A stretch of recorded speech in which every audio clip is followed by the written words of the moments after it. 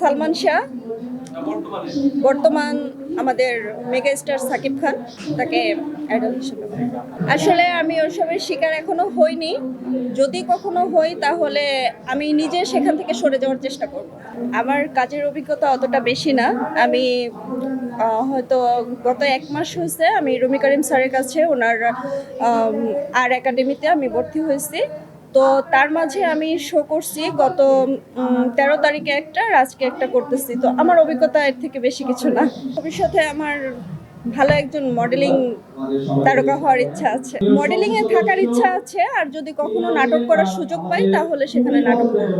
সামাজিক যে ধরনের গল্প আছে, যে ফ্যামিলি পারিবারিক যে এইগুলো আছে, ওগুলো আমার খুব ভালো লাগে, স্টোরিগুলো ভালো লাগে। তো ওই ধরনের স্টোরি হলে নাটক করব।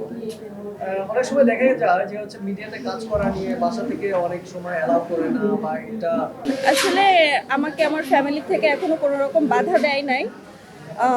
আমাকে আমার মা সাপোর্ট করে, আমার 2 ভাই আছে, তারাও আমাকে সাপোর্ট করে।